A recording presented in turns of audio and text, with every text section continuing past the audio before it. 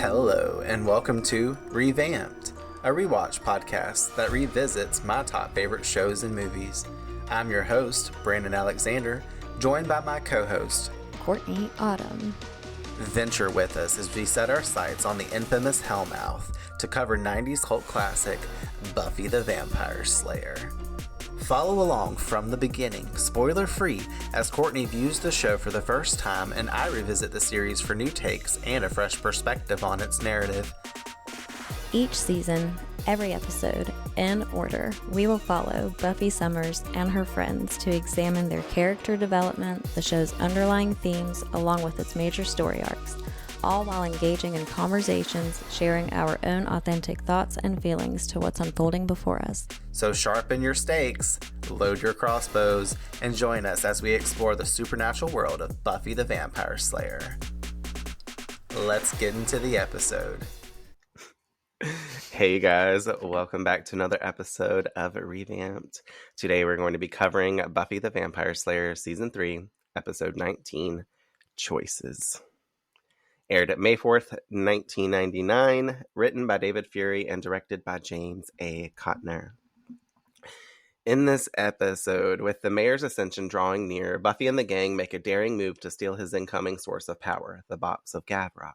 But when the mission takes a turn and Willow's captured, Buffy's forced to strike a risky deal to save her. As they prepare for what's ahead, she's confronted with the choices that come with growing up, letting go, and deciding what kind of future a Slayer can really have. I don't know how to act because I literally was like coming in here to record this with you. And I was like, oh my God, we've watched every episode together since episode 14. Oh my gosh, we have. Yeah, it did feel a little weird watching it. I was like, oh. I know, right? Brandon's not here. I only watched it the one time through when I was doing my script and stuff like that. But I was like, yeah, that's a handful of episodes, a whole chunk. And like, just because I was like, I have to come here and say, like, you know, what did you truly think of the episode? Because I didn't get to witness it. I didn't get any in-betweens. I didn't get small talk after or anything like that, like I typically would. So I'm like, where have I been? What are we doing? AKA every episode from now on in the future of life we're watching together. So that way I'll always have the upper hand. I always know. I'm not going to get breadcrumbs. But that being said, watch this on your own. I'm curious how you took this episode because there's a lot going on in it. So tell us what you thought of Choices. There was a lot going on. That's a good way to put that. I feel like I didn't expect... The one thing I remember distinctly not expecting is Snyder and him coming through in a way that was like almost... It was like himself, but funnier. He was like, he had this all of a sudden ability to be really funny. And I just found myself laughing at him more so than anything. And how out of touch he is. I thought that he would be more clued into what's happening with the mayor and stuff like that. So it was kind of interesting to see that there's possibly no connection there. I don't know, or either Snyder has dementia and he forgets everything. No idea. But either way, that was surprising to see. It was fun. It was fun for what it was, and it was all over the place. It was definitely a mixed bag. It shed some more light on Faith, which was not flattering for her as always. And yeah, I enjoyed it for being exactly what it was, which was a total mess in a way, and kind of like almost hard to follow because I didn't know until obviously the end, like what was the whole concept of this box. I'm still kind of confused about what all the abilities of this box is. So yeah, I'll just leave it there, but I'm sure you'll explain it. Yeah, I'm trying to think. I'm like, can I actually say some of the things? Because I'm trying to remember if it's actually spoken on in the episode itself. And I don't want to like say what I'm not supposed to say. So I got to think about what I got to say. It definitely It does. It touches lets you know, base, obviously. but it leaves a lot of wiggle room I for think many that the box questions. itself is spoken into existence in this episode in the form that it is essential to him actually like commencing his progression towards his ascension, like to become whatever he wants to become. It's just unclear exactly how But plays in it. What's in the box is going to help him. I can't wait to hear about that. Like whenever we get there, like the little things and freak me out. I didn't think about the Snyder element of the fact that this kind of is revealed to us in a way that he doesn't really know what's going Mhm. on with the mayor, that he's like shady, or that, you know, I mean, obviously he doesn't know that like the mayor's trying to become like this big demon thing, like this big bad of the season or anything, but Yeah, he, it's almost like he seems like he's so hardcore about the rules and the regulations, and that it's so overbearing toward students, especially like Buffy, who usually is known for having trouble. She just has trouble follow her basically, and it's on no yeah, fault of her own. But I feel like because he's so regulated and he's so like he's a rule Nazi kind of situation, that it's easily translated to, and of course like he has to have a connection with the mayor just because he's the principal of the school. So yeah. it's weird to kind have that Pandora's box kind of open, and you're You mean just the like, wait, Gavrok so what do you box? mean? Yeah. And you're just like, what do you mean? Like he's so Yeah, clueless well, about what's actually going on and who the that just mayor kind of like actually lets is. us know that he has only been told to a certain extent, because it was coming off of, I think it was last season, whenever that cop is like, we're on a hellmouth, or Snyder said it. However, I know he was in the scene, and like it let us know Mm-hmm. that like the city itself, like whether that be the cops, the authoritarians, in whatever kind of way, they all know, Yeah, those like some higher figures adults know know about about. like what's kind of going on, Yeah. and they cover it up quite often. But it shows that the mayor has been kind of private, but they know he's the head of the town, so he probably just like lets them know at certain points and at a certain capacity exactly like what they need to be doing. Like obviously since last season we've been hearing about like especially towards the end, when he gives the mayor a call and he's like, I have good news, I've like expelled Buffy. Like he's probably been telling Snyder since he got to the school in season 1, like keep an eye on that Summers girl, and this, that, and the other. But for Mm-hmm. some reason he wasn't giving any more context to that, like to know like this girl's a vampire slayer, she's like somebody to deal with. Like they just kind of put it out there and was like, roll with it. Yeah, I'm It's like, sure hate on based this on bit. her school files of burning this gym down She's a before and all these other troublemaker, things. so yeah, keep an eye on her. Yeah, so it's easy to look Mm, at her and judge like, trouble follows her at no fault of her own, like I said, but that doesn't mean that on paper it doesn't look like she brings chaos I don't think wherever we've she talked goes. about Buffy So burning down the gym in a long time. I know, it was a good throwback. Throwback Thursday. It's Wednesday. It would have been funnier if it was Tuesday, because it would have been Throwback Tuesday. I think it's really funny. This is totally a side note from that whole episode, and this is something I could mention way later on. But there's been times that I've been listening to us when I'm editing, or whenever I play back the episode in general, like when I'm listening to it the day it airs and stuff. And we happen to both, I know I say it for a reason, but I've noticed sometimes you'll be like, it's just another Tuesday night for them. Like, you know what I mean? Blah, blah, blah, blah, blah. And like, it always seems to come up in that way. We've said a couple of other days every now and again, but it seems Tuesday is spoken a lot, which is kind of I funny say that because we often, yeah. record on Tuesdays, but the show originally aired on Tuesdays. So whenever Oh, they say that in the interesting. show, and that, because Buffy said it pointedly a couple times, she's like, just another Tuesday, like gotta stop some big bad, like this, that, and the other. And they're being pointed with that because it's like Tuesday night seems to be when this weird Because occurrence. of the Yeah, airing schedule. exactly. Yes. Um, Oh, that's so interesting. I didn't even know that, which is so funny because that's like another mhm, align thing because we always record on Tuesdays exactly. usually. Uh, what was I gonna Unintentional. say? What did you think about Willow in this episode? Because those are my favorite scenes, I think, across the episode, is everything. I hope they can hear my applause. Applause. We live for Willow. I don't know.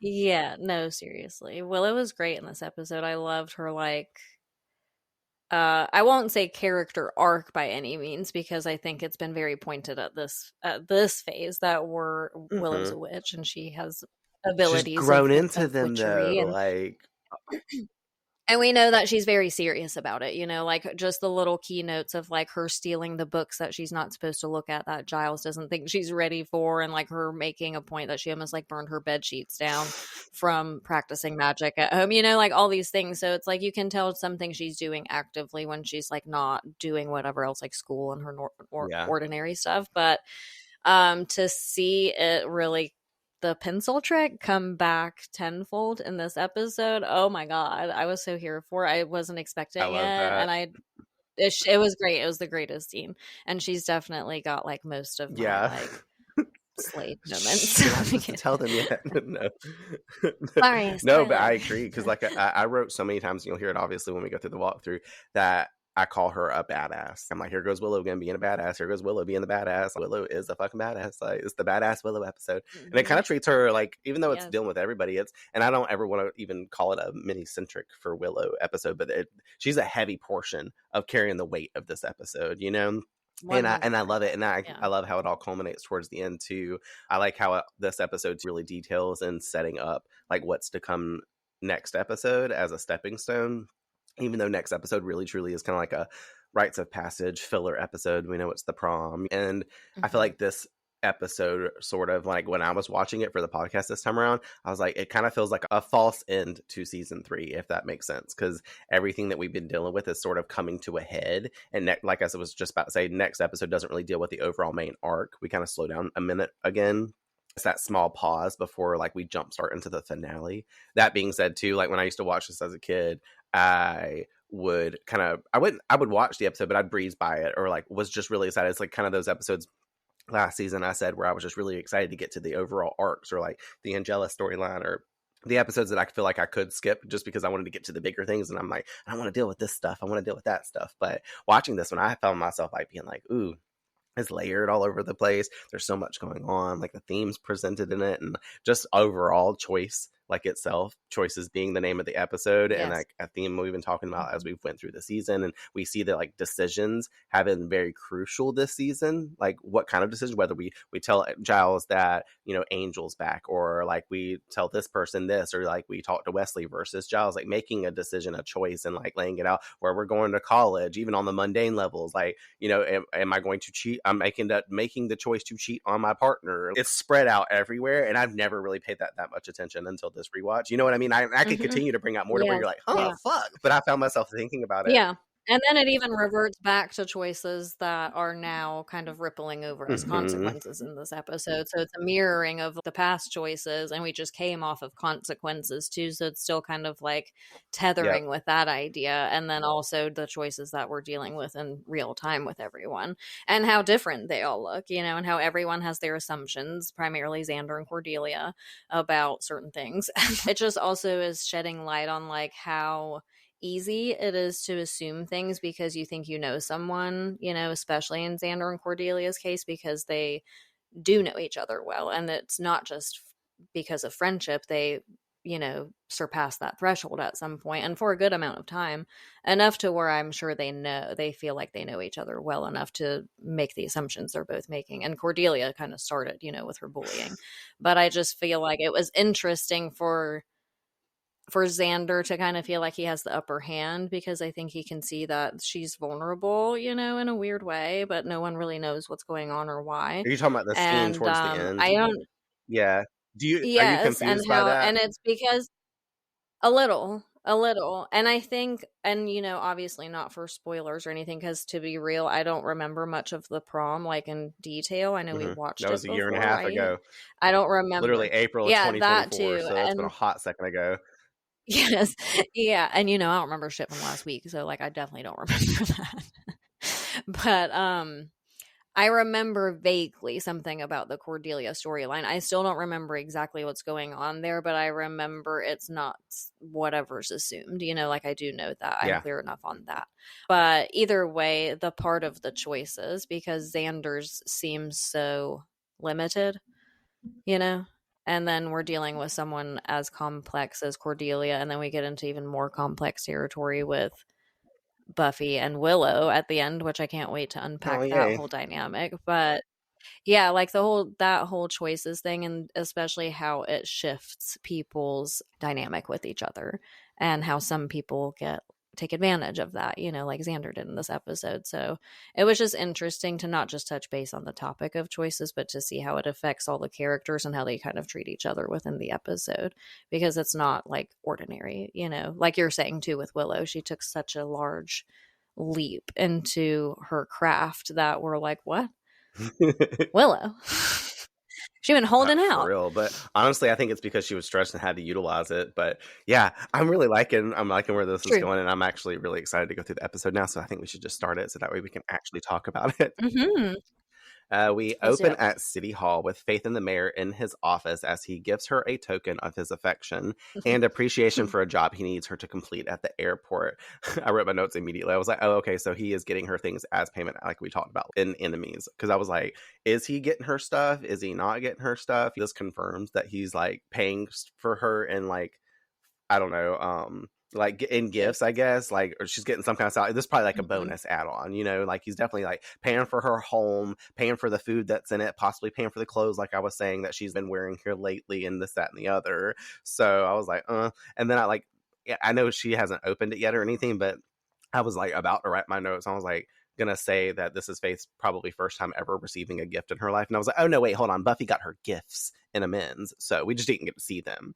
So I was like, kind of like reel back on that one, because I was like, damn, that's probably the first time she was excited about this damn gift. Faith is, of course, sarcastic about the gift giving, or like the gift in general, because she genuinely does not know how to accept someone being nice to her, I think, in this moment too. He even threatens to take it back before she's opened it, but Faith's got a feeling, since it's not a gift she's giving, it's probably not crappy. And if Faith had been on the reversal side of that, we know she would have been giving a crappy gift. You can just tell by the way it's wrapped up and stuff. It's nicer. Like, it's not just crumpled up paper, newspaper. And newspaper. Something. She's like, what is this? And neither are the cookies that he's offering her to eat more of, also, because apparently they're not crappy, because she be going in on them. Like, there's a whole plate there for her. I'm like, did he make these?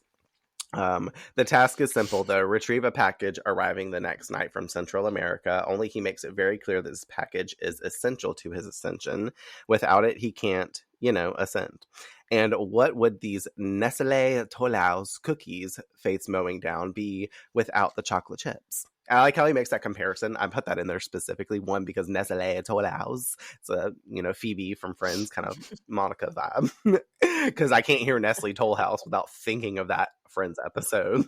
But he like uses that comparison for like being like, obviously I need these. You can't make chocolate chip cookies without the chocolate chips. The chocolate chips are the spiders that need to go, and I like how he's making this comparison too. Maybe I'll remember to bring it back when we get into the conversation about the box and its use and things like that. But Faith finally does open her present, and it's a thing of beauty. Boss. A wicked grin spreads across her face as she pulls out what's called a jackal knife. If you did not know, you know now. It's called a jackal knife. Giving it a sniff because, psychotic. Like, this bitch puts the blade underneath. I'm like, it ain't Nag Champa incense, bitch. Like, it's not me when I open up a fresh pack of, like, sage or Palo Santo. You want to get a whiff of it, or a candle that you take the top out of. Like, I don't understand. But it also kind of lets her know, like, I don't know, that's a demented way of expressing, like, your excitement over this weapon, this gift, or whatever like that. Ugh, it is quite cringe. He warns her not to put anyone's eye out with it until, like the master, he tells her to. Anytime there's something about an eye, I'm going to think about the master. Season 1 callback. Could you imagine Faith going up to somebody with that damn knife? I'm like, yes. This knife is cool as fuck, though. I'm going to get a tattoo of it one day. I want it on this part of my arm that's empty, but I want to get it, and then on the handle part of it, get like Tiffany's birth date or something like that, or like her initials or something dumb. Do that whole cliche, like, memoir thing for a family member that's passed. But it makes sense because Faith was her favorite character. Like, this knife is iconic. I've always wanted to buy one. They have them online. It's a cool knife, and it's kind of scary looking too, because it's got all these different curves and blades. Like, did you actually look at it whenever they presented it? It has like all these different like serrated like edges. Well, I wouldn't call it necessarily. It looks hardcore. Well, I mean, I guess kind of like serrated, but the actual knife itself, like, it looks like it could deal damage in multiple ways. Like, you've got these little hooks like at the base of it. The middle part to the like actual blade itself has a slit down the middle of it. Like, and that's how you know she's psychotic. Like, I would not even hold that near my face even to sniff it, because I'm like, you done lost your nose. There it goes. Done lost an eye. Ain't got something in it, because it ain't even in there anymore. It's like Mr. Tricks I bought and fell out and dusted. But yeah, like, even like when you hold the handle itself, if you were to hit somebody and clock them with it, it kind of reinforces like a brass knuckle-y kind of vibe too. And I'm like, ooh, I do not want to be cut up with this knife. Yeah. So why he gives this to Faith, I'm like, oh shit, this is all she needed. She doesn't go crazy with that bow and arrow. Now she got the second up, and we about to find out what she's gonna do with this in a little bit anyways. Either way, after this, we cut over to the cemetery, and Buffy and Angel are dueling a pair of vampires together. Apparently, this is their version of date night. And Angel gets the off-screen slay while Buffy gives us a kick-ass 2K per slay moment. I call it a kick-ass because she kicks the demon, and he tumbles back into the mausoleum, and he does. It kind of reminded me of that kill that she got whenever Ford caught her at the back by the garbage, and she like staked the vampire, and he backed up into the wall and exploded in the dust. Or even like Faith and her slaying the vampires at the beginning of Bad Girl, and she's like, I've never done it with Xander, and stakes the vampire up against, like, he was already there stationary in front of it, but I don't know, I like to see the use of the surroundings as this, like, you know. And it also shows too, like, sometimes we see vampires kind of dust instantly, and sometimes they have little bits of actions before they finally dust, like Mr. Trick, like having a whole line to say before he finally dusted after a stake's in him. Like, most time you see them, like, they stick them, they like gone. But like some of these vampires linger for like a second. They got put my 2 cents in. I gotta have my last word. I gotta them bitches that be like, I got the last word. Like, you might have killed me, bitch, but I fucking told you off on the way out. Some shit like that. Those are all the Aries ones. It's bracing, but patrolling must continue, as does the conversation that turns into whether this is all they do together. Buffy wonders if this is their future, still patrolling when she's 50, and Angel looks, you know, the same age you are now. It's just such a revelation in her head to where she's like, fuck, you're gonna get, which makes sense for later too, while they're putting this whole cold open here before us. We didn't even talk about that, which will kind of give us more time later to speak on it slightly between this Buffy and Angel dynamic that's going on in this episode, but they're trying to put before our face and let us know what we need to know as we move forward, like I said. They hear more vampire growls, and Angel suggests that they focus on getting her to 50 first, and this is a plan that Buffy can get behind. We fade to black and cue the Buffy theme. I like how you matched my energy. The next morning, Joyce comes into the kitchen asking Buffy when she planned on telling her, and no, it's not about the earrings that Buffy has taken. It's about the acceptance letter to Northwestern University in Illinois that she's currently holding. I'm like, okay, go Buffy, got into a college. You had them scores that were better than Willow's apparently, so I don't understand why you didn't get to the 27 college that are accepted in Willow, but she didn't there apply. You go. Well, Buffy's applying herself in other ways. Joyce gives us the full proud mom positive vibes.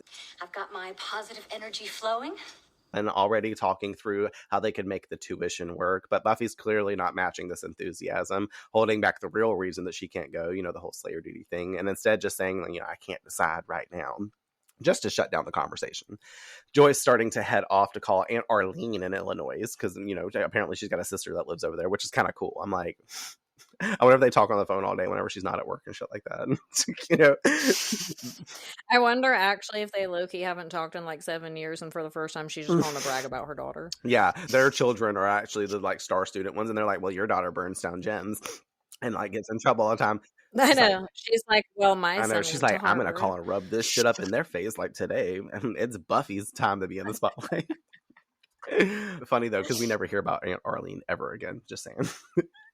It's one of those characters. Cool. She tosses out aloud and Buffy when Buffy goes to leave over her shoulder. And obviously Buffy turns and she's like ready for another heartfelt moment. Like, I know you're proud of me. And Joyce circles back and she's like, no, this is purely to tell you. Don't forget to put my earrings back in my dresser before you go out. I was like, oh shit. And then Joyce, all fake as fuck, like right after this shadiness, like gets on the phone. She's like, hey Arlene, how you doing?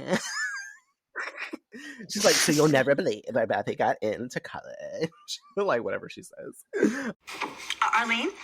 Hi, it's Joyce. How you doing? Listen, you are never going to believe where Buffy got accepted to school. I was just like, oh my God. And this kind of like backs up. We were just saying she's calling to be snarky as fuck on the phone. We go to school and we get that quick scene with Snyder and the two boys and their lunch, clearly meant to foreshadow the later drug deal vibes, I didn't pay that attention beforehand.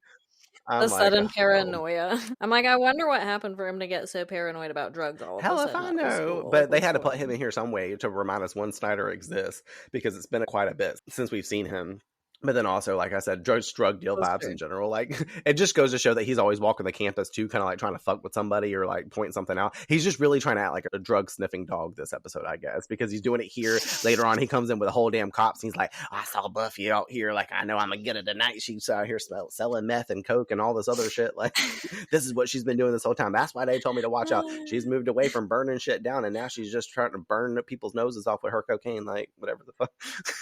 I don't know. I've never done it, so I don't know.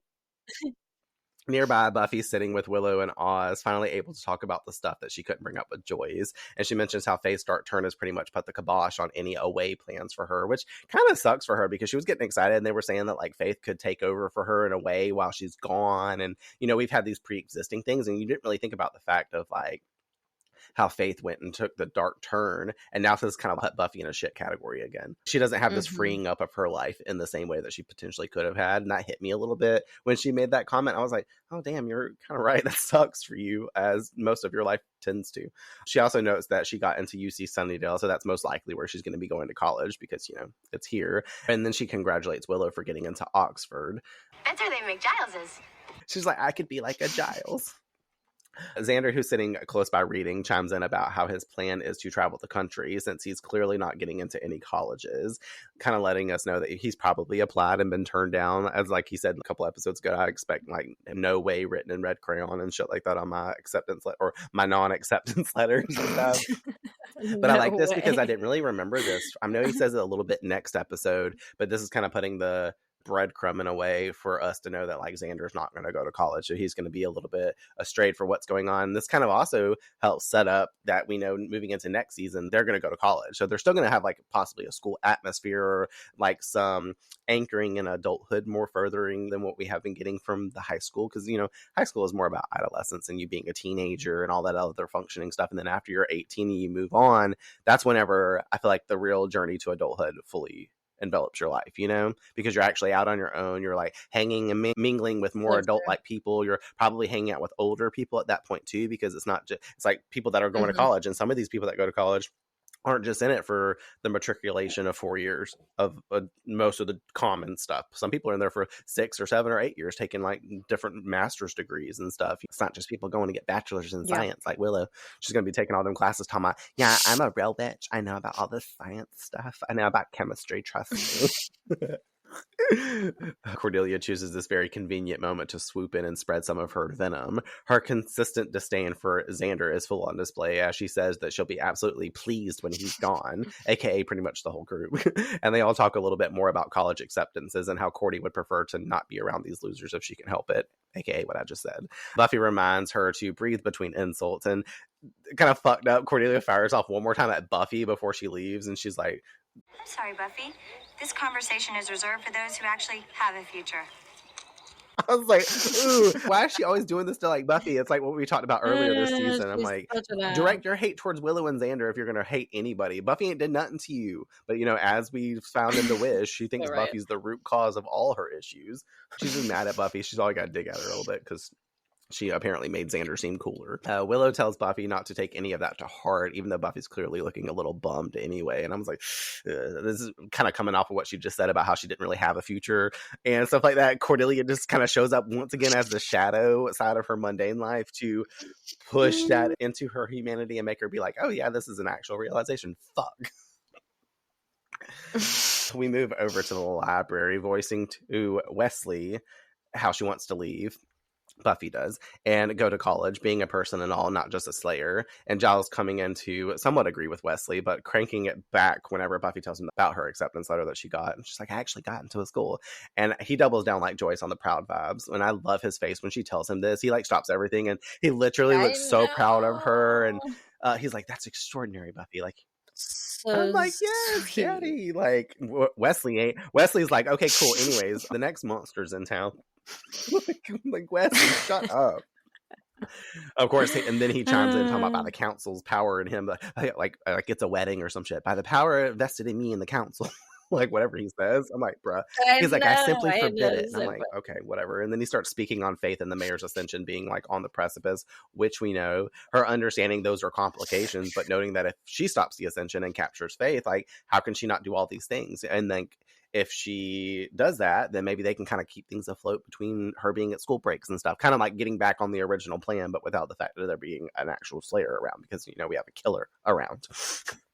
And replacement. Her also stating how she's tired of waiting around for the mayor and suggesting that maybe they take the fight to him. Wesley thinking that this is a reckless disadvantage, but Giles stands to agree with Buffy. And I like this because this is like, we'll see this moving forward in a certain way, but Giles kind of like moves over and like stands with Buffy on this. And he's like, yeah, well, maybe actually we should take the offensive. And since Buffy doesn't actually have a plan, they move to figure out like, what are they going to do and like what the mayor and everybody's up to, so that way they can effectively begin to strategize. But like tailing off of what I was trying to say, I think it's interesting how he's backing her up. And also this episode, no one wants to listen to Wesley. He's trying to like say something, they're just straight up ignoring him. Like when Buffy's like in the plan later, whenever it comes to like Willow and all this other stuff, he like physically has to insert himself and scream at them to get them to like actually give him a moment. Because when she starts strategizing everything in a little bit, he's like trying to be like, okay, we'll do this. And then like she's talking over him like as if he's not even talking. And I'm like, I could say that then, but I thought it was interesting to kind of point out now. I'm like, poor Wesley. I saw some reviewer talking about how that was kind of fucked up because he's technically the one in charge. So they should be like letting him, I wouldn't say run the show, but like it goes back to like kind of where I am on the fence. Like I know the council is a whole system for the Slayer and stuff and a support, if anything. But technically when the active Slayer is the one that's in charge, like in duty, she's the one that's in charge. She's the one actually going out in the fight. Now, if there's like a pointed thing that the Watchers Council has found out or Giles has pointed out, then yes, maybe some orders kind of come from that to Buffy to say like, hey, like just to inform you, you know, there's this like stuff like Kendra, her watcher would be like, there's stuff going on in Sunnydale, like we need you to head over there and like not be in your normal space and go take care of this, that type of stuff. But otherwise, when it comes to actual strategy, as we've been seeing as the seasons have gone on, Buffy needs to be the one to coordinate exactly what needs to go down if she knows what to do. You know what I mean? And obviously she sources out the group for help and stuff like that. But I think Buffy is the one in charge at the end of the day. And technically whatever her mind is saying, like I can physically do or physically think of, that might be the option. I would probably roll with her because that's coming from intuition most of the time, especially if they're like hardcore Slayer and they're not Buffy. That's a bag of mixed feelings. Agree. Well, see, the thing is, like, the approach with Wesley is what kills me, because I think that, like, Giles and Buffy have been so successful in their dynamic, because when Giles may think that his idea or way of planning or methods are better than whatever Buffy's bringing to the table, he introduces it in a way that isn't like, no, we're doing what I say. You know, he's more like, okay, no, I hear that, and that's a great idea. Let's brainstorm, like, further. You know, and then eventually I'm sure he gets her to compromise or interlace both plans to where it's a beautiful thing.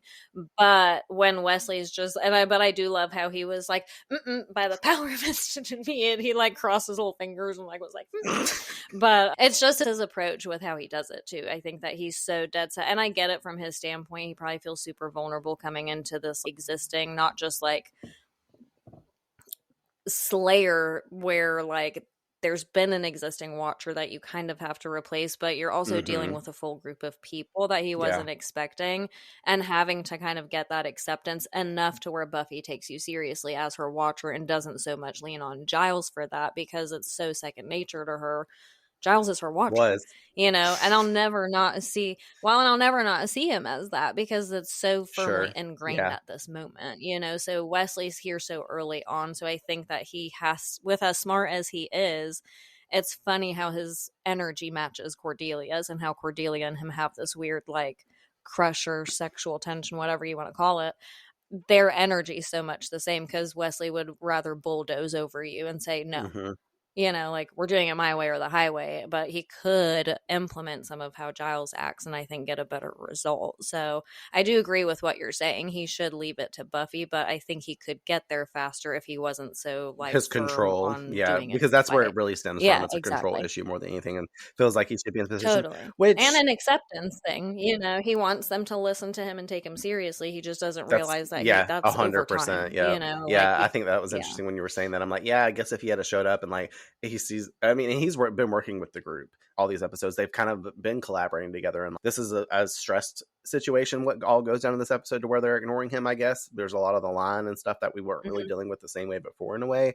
But if he had came, like you were saying, everybody sort of brings something to the table in this atmosphere, and he needs to do that too, like chime in whenever he like needs to, in a way to say, I like your ideas, but how can we reintegrate this, or find out a way for everybody still being able to lay stuff down. Totally. And if it was you and you're in Wesley's position to come in and basically take the place of a watcher that's so firmly rooted, not just with Buffy and the relationship dynamic, but with the whole, you know, gang. So I think if you were him, wouldn't you more or less, like, even though you want to make it clear that there's a firm line between who her watcher is and who her watcher was, wouldn't you rather the gang see you back down just a little bit and say, you know what, in actuality, I know my training and I know what the council has told me, which is probably all very correct, but you're seasoned to the specifics of this situation. So I'm going to follow your lead until I feel comfortable enough to take more ownership of the situation. You know, like I would almost have shadowed Giles for like a couple weeks and then be like, okay, now that I think was never we an can shift option gears for and him, put though. You know what I mean? No, but he never did that. But if he did, I think they'd be more For inclined sure. to listen Once to him, he got because there they and would noticed. understand, like, he's not here to bulldoze his opinion. He's here to hear everyone out, kind of thing, you know?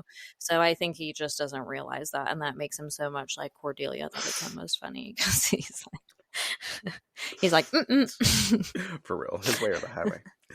Yeah. Interesting. Sorry. I can't believe we just had a whole full-on conversation about Wesley, of all things. Like, fully. I didn't expect that was going to open up that can of worms. If not anything till later, but whatever. We do cutscene transition over to the airport in our next scene, where a plane lands and a man is getting out with a box, aka probably the box that we've been expecting is the package. It is. Heading over to a vampire waiting by a limo. The box is chained to his hand, by the way. Okay, so you don't handcuff yourself to this fucking box. Like, this is a high level of importance. And he wonders if the mayor is in the car, as discussed, but we find out that he is not, and he raises the price because, you know, he doesn't like surprises. But what he doesn't know, and to his surprise, is that his life is the ultimate price, because an arrow lands through his chest and he drops dead, panning up to find Faith on a roof with her damn longbow that she stole from the store back in the day. Like, she still liked this longbow so damn much. Now she gets to effectively use it instead of being like, screw it, and just using the stick part. She heads down there. The vampire, stunned she killed him, checks for the keys to the cuffs, but can't find them, and Faith pulls out her new knife to apparently cut the guy's hand off in order to free up the box from his corpse. Okay, first off, that shit was funny. He's like commenting on this stuff. He's like, you killed him. And then she's like, what are you, the narrator? Like, I know, that was one of my favorite parts. One thing that I want to point out before I say the other thing is, like, Faith looks hot as fuck walking up, but I'm gonna need her to like get an extra small in this jacket, because this jacket is overbearing on her. It's so big and bulky looking. I'm just like, why? Like, girl, you don't even fill this jacket out. Wrong. So why are you wearing this? Is this like the mayor's jacket? Is this like I look like it was Balthazar's jacket, honestly, at the same time. Like, I'm like, this thing is too big for her. But I also landed on like noticing how eerie it was that not only did she just kill another human, but she just has this alliance to this vampire now. I wrote my notes after saying that ... some slayer. Like, you're hanging out with vampires now. Like, you're that into the bad side that like you used to fight these guys, and we saw you fight them, you know, back a couple episodes and stuff ago, and still doing all the things you used to do. But now you're fucking basically right up in the same dealings with them. Like, girl, how far you've strayed. And then I also wrote my notes too to comment on how like this guy's dramatic, because I always forget him, because obviously he's in such a small portion of the scene. I didn't even write his name in guest star appearances, because I didn't even go over guest stars because there really wasn't any except him, but I feel like he was irrelevant. But he's got that snake tattoo that's tattooed across his whole face. Like, it starts from one side of his ear and cheek and then goes up his forehead and around the other side. I'm like, very interesting. But also something I think that we can bring back up later if I remember, which I'm going to write a note right now really quick. That'll help me remember to put that in my callback moments. Yeah, but like I said, Faith's done killed a fucking other human. I'm like, okay, well, we just know that she's not in a good place anymore. Like, she's fully crossed over. Obviously, no, she's after so everything far else we see this episode, which you kind of said in your opening thoughts, like, Faith is just done at this point. You're like, oh, fuck, unfortunate. We then go over to City Hall to see Faith has brought back the box, and Buffy is skulking outside watching her from the bushes. Buffy, what are you doing hiding back here? I forgot that she was watching them go in and stuff like that. Inside, Faith delivers the box and takes the money that the courier was supposed to be paid with, which I thought was kind of funny. I was like, okay, well, now you got some extra money. But clearly having derailed from the task that the mayor sent her on, I was like, oh, so she can't listen to anybody. Like, she's going to go and do what he asked her to do, but she's not going to do it, like, exactly by the way he said. Because he was just like, she was supposed to be in the limo waiting for him and drive over there so that way they could all meet in his office and stuff. No, she straight killed him because I think in her mind, she's like, I'm going to get that few $1,000s or whatever the case. Like, I'm getting, you know what I mean? Because she just takes the thing and she's like, Yeah. And I like how she makes that quote too. I made him an offer he couldn't survive. Which is a callback. I think I might have it as a fun fact later, but that's a Godfather comment. They don't use the survive part. Like, I made him an offer he couldn't refuse, I think is the original quote from like those movies. I've never seen them, but you've heard it in life before. Yeah, of course. But yeah. then I also read my notes too. I was like, okay, so you didn't have to kill him is the main point of this. Like, wow. Like, you just killed him because you could. But once again, Faith is insane. She's at, I mean, is this like the basis for calling her a serial killer? I mean, we're getting close to it at this point. I'm saying. Faith attempts to open the box too, and he slams it shut, telling her not to do that. And we're like, okay, what the fuck's in this box? And you know she doesn't like to feel excluded from information. Oh, yeah. Well, so yes, we definitely know that. We've seen it. But also she like kind of like steps back too. I like the surprised look on her face. She looks confused, but also like, okay, well, I guess that's not happening. I'd be like, well, what's in it then? Can you tell me? Like, I need to know. If I can't open it, especially if I can't open it, it's just a box. Like, what's in this? A mummy skull? I know. I'm like, at least give me a hint. By this point, were you kind of like wondering like what was inside the box too? Well, yeah, of course. And I just couldn't, I don't know, when they were talking about the box and it was so essential for the mayor, I expected it to be a lot bigger, I guess. I don't know. So it was even more confusing because I was like, what in the fuck could even be in here for him to like, I don't know. Anyway. Well, anyway is correct because we go outside real quick with the vampire and he's parking the car. And I like it because he gets the sense that something's going on or somebody's around him or something like that. And he's like looking around, looking in his rearview mirror and shit like that. When he looks back towards his driver's side window, Buffy fucking sends a fist through it and punches through it and then drags his ass out. And it's funny because she politely asks him, what's in the box? Like,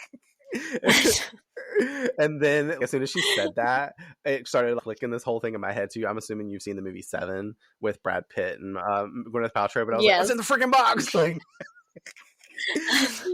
oh my god! What's in the box? What's in the box? What's in the fucking box? Then we get another round of cutscene transition magic back to the school as she reads from a book with the gang about how it's the Box of Gavrok containing some demonic things the mayor has to chow down on come A Day. Okay, so it is in this episode. It's probably not pointed. Okay, yes. I think I missed it is that. Here. They say that he has to chow down. So he has to eat these spiders to create this shift in his physical body. We'll put it that way since it is in here. Like, I mean, it's such a quick line. Most people wouldn't think about it until we potentially see some stuff later on. But I also like how she calls it A Day versus like Ascension Day. She's like, I'm tired of like saying the Ascension. She's like, I'm gonna put my own Buffy spin on it. Willow and Giles come in with blueprints to City Hall so they can map out how to get in and get the box from its locked room. The one vampire told Buffy about before he got aggressive, and she claims that she had to introduce him to Mr. Pointy. And I thought it was so cute. I was like, oh, she's still using Kendra's steak. Like, little callback moment. And this is where I gotta point out too, I love Willow's velvet dress with the symbols on it. It's very witchy and the color looks really pretty against her skin tone and like her hair color because it's this weird like almost light maroon pink kind of dress. It also kind of mirrors like that outfit that she wore, like that felt reddish pinky color that we saw in Amends that we were all talking about. That looked perfect for Willow. But I was like, if I was her, one, this is the cutest outfit I've ever really seen her wear on the show. This is also 10 times cuter than the pink outfit that we saw her in a couple episodes ago. You know? Oh my god. Yeah, no, totally agree. I don't know what she was thinking. And she's wearing some boots with it too. She's like ready to kick ass. She like knew. She was like dressed for the occasion. The gang talk about their plans, completely ignoring Wesley, as we've all talked about, who's trying to deal out the orders, showing they basically don't need him. And they go on about how they will use magic to destroy the box once they get it, and also how Willow will help disable any supernatural barriers the box may have protecting it, you know, being Wiccan Girl and all, which means she's coming along for the big time danger. The kind she eats for breakfast and loves anyway, as we learned in Doppelgangland. So this is perfect for her. Xander heads to go get the spell ingredients that they will need out on Main Street. Passing a dress shop, he sees Cordelia inside, so he decides to pop in there off task and give her a bit of lip. And call out how she's a sour grape. I love so much that he says that too. He literally says something about some sour grapes since Cordy said it long. Like, we've had this as a running thing in our podcast. Like, I keep bringing, on my side of things, I keep bringing up like sour grapes. And when he said it, I was like, oh shit, I forgot about this. And I was like, and it's interesting he's dealing with Cordelia in this moment too, because Cordelia is the person who originally called like Buffy a sour grape when she went to like head off in that like season 1 episode or maybe early season 2. And I was like, damn, that's crazy. Mm-hmm. And guessing that she didn't get into colleges is something he points out. He's like, okay, well, you must have been like petty because you did not get into schools. She calls him stupid and proves he is by handing him over the letters to prove him wrong. And retorting, her dad must have used all his money to buy her way in, and she snaps that he needs to go away, so he does, leaving her, which is very pointed. It's kind of starting to put it in her face, like something about the comment that she just made has caused her attitude to change, and she's like, leave. I don't know if you really pay that attention, but there's like some Cordelia onion layers happening right here, you know. But we can talk about it more, especially next episode.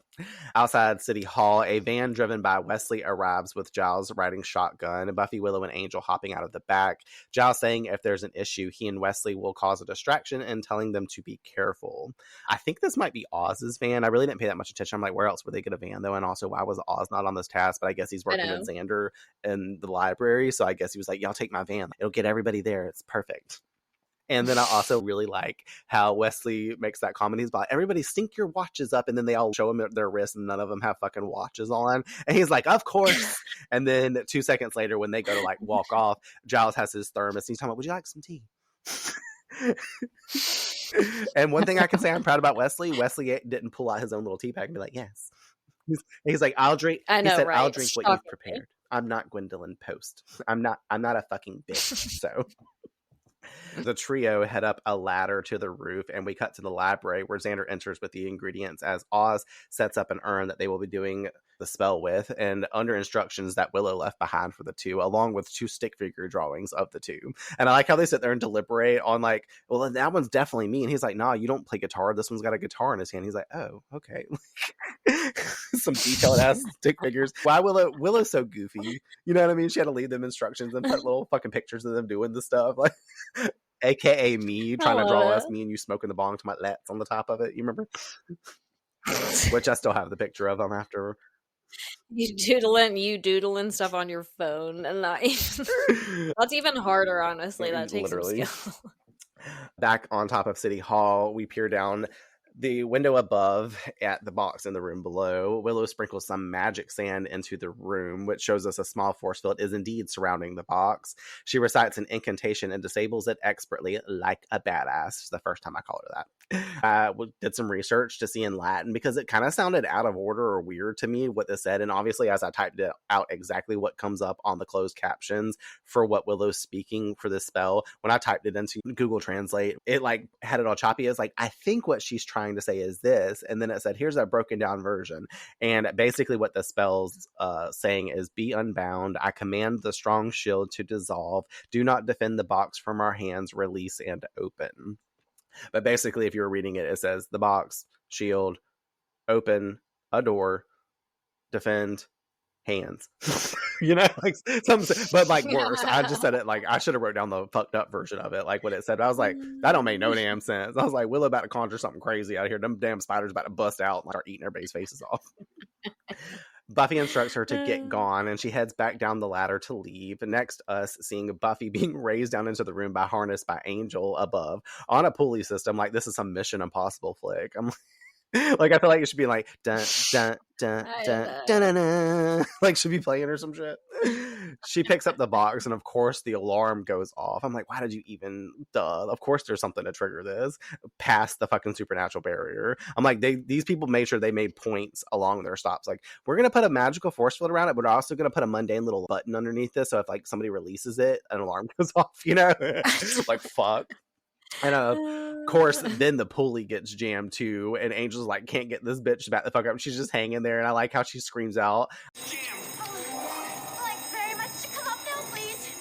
And he's like, I'm trying. And this also is reinforced when the two vampires come in the room growling at Buffy, and she looks at them and she's like, Don't suppose you want to help me get down? I didn't think so. and then they just basically start to attack.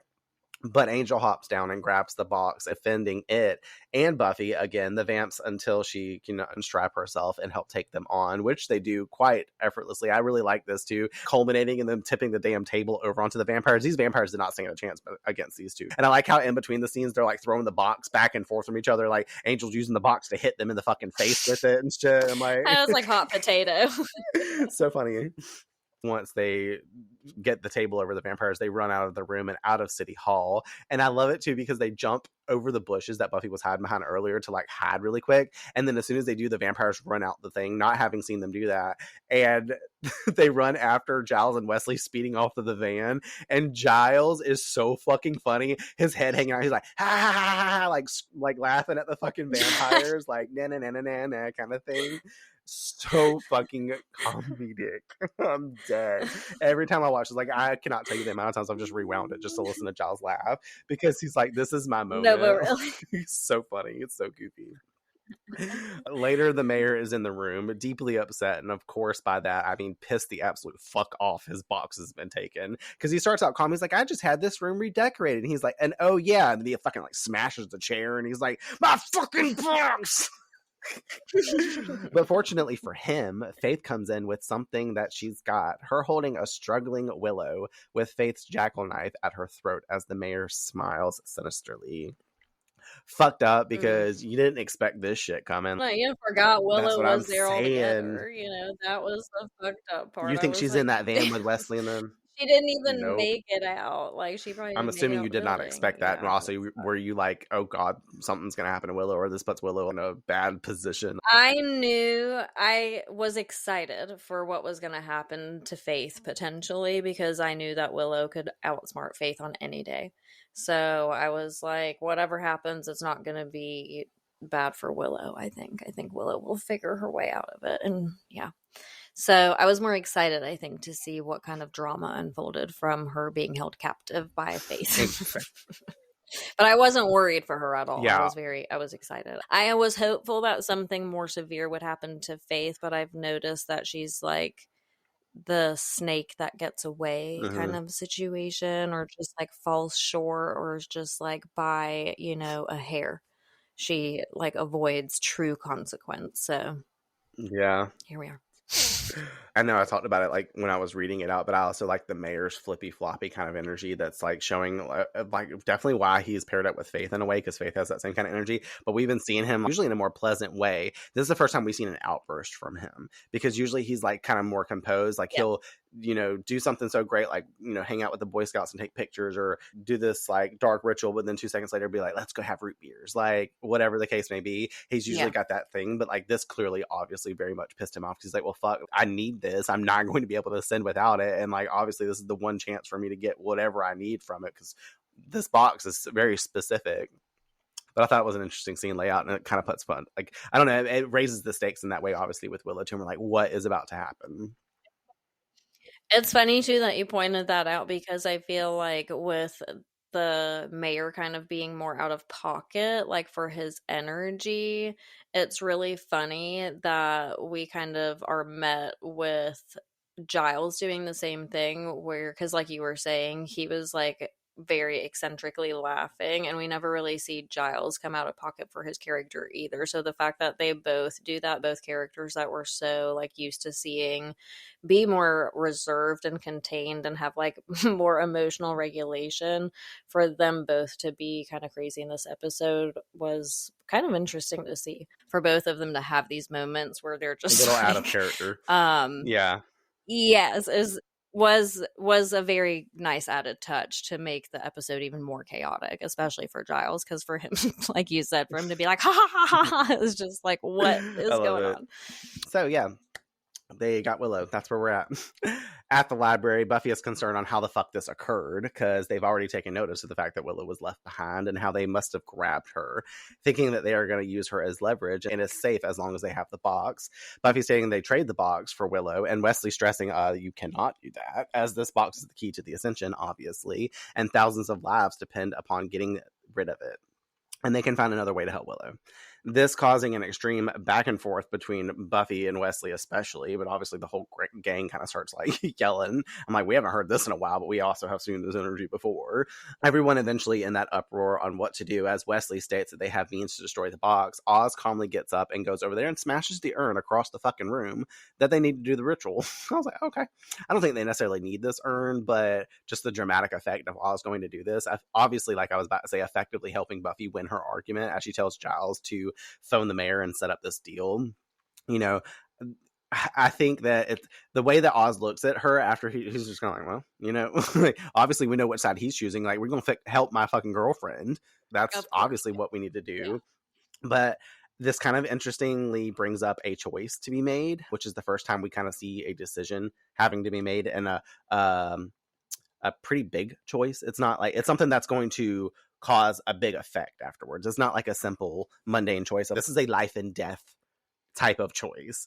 So I thought it was interesting to ask maybe here, do you choose to destroy the box and let one life, aka Willow's, be gone for the sake of the world and town, or do you help your friend and risk thousands of lives? I think with the fact that we know that, like they were saying, there's more ways to figure this out. They don't know that technically, you know, and I mean, technically yes and technically no, but I think you leave more options for yourself and more time for yourself to figure it out than risking Willow's life when you don't know that. And that seems like a very impulsive choice. You know, like, yeah, it seems like the more clear-cut choice, but it doesn't make sense if you have any kind of feelings, number one. But number two, it doesn't make sense because you know how resourceful this gang is. You know how resourceful Buffy on her own is. So I feel like, do you risk the box going into the hands of the wrong person, knowing it could be temporary? Because you're buying yourself time to retrieve the box again. So it's kind of like you get Willow back, but that doesn't mean you cease operation on interfering in this Ascension Day. You know, so it's like, just because you make this trade doesn't mean all bets are off and like you just leave the mayor alone now. It just means that you have an extra day.